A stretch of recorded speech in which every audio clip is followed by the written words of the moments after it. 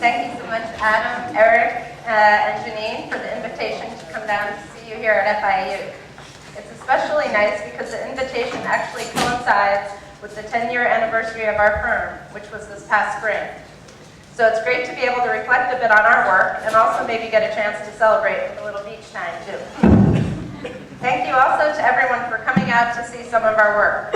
While we aren't that familiar with the details of your program yet, our sense from the work that we have seen and the interdisciplinary nature of the school makes it seem like the emphasis placed here on both making, even at the scale of a piece of furniture, and conceptual thinking in terms of your approach are very much in line with how we continue to try to operate on a daily basis in our office. Sorry.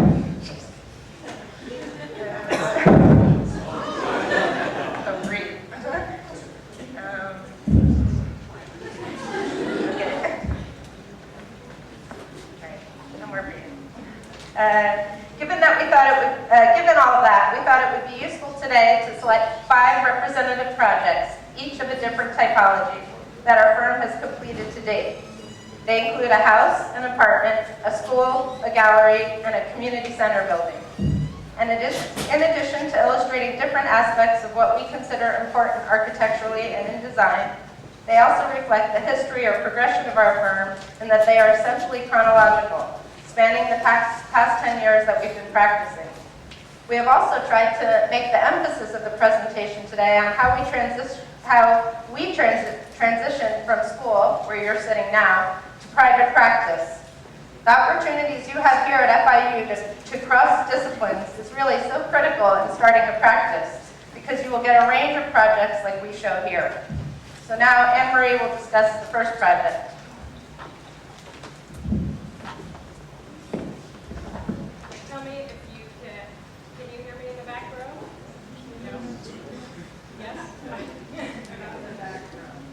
Our first house was not a typical house, nor was it a typical process. It was, however, the project that enabled us to establish our office. Leah and I began the firm working nights and on weekends after full days at our respective other jobs. We worked together on a single computer in an unheated loft that I shared at the time with 3 other women. On the evening of December 30th, 1998, Leah and I had a long phone conversation about lightening our after-work workload as we were both getting tired of burning midnight oil. Literally, immediately after we hung up, I got a phone call from a dear family friend saying, "I just bought a piece of land in the Bahamas. Want to quit your job?" Without thinking twice, I said, "Yeah." So that is how we landed our first house. Just weeks later, Leah and I were off to the Caribbean for our first visit to the site. Here on the left, you can see the Bahamian Islands off the coast of Florida. Our site is on Harbor Island, essentially a sandbar of 12 square miles, just off of the northeastern tip of the main island of Lubrano. In the aerial shot of Harbor Island, you can see in red the site that would serve as our client's winter retreat for family and friends.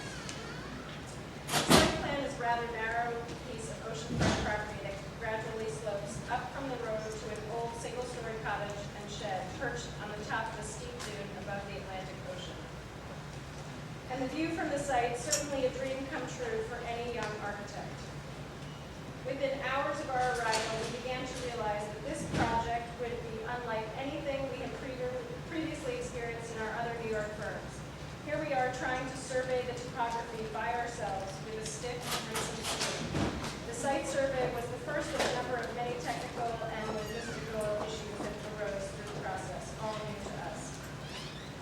As we toured the island, our client began to describe his intent for the project. Not quite a house, more of a compound. He wanted a double-height library, a viewing theater, an outdoor dining room, a breakfast nook, a kitchen that could be shut off from the house when needed, a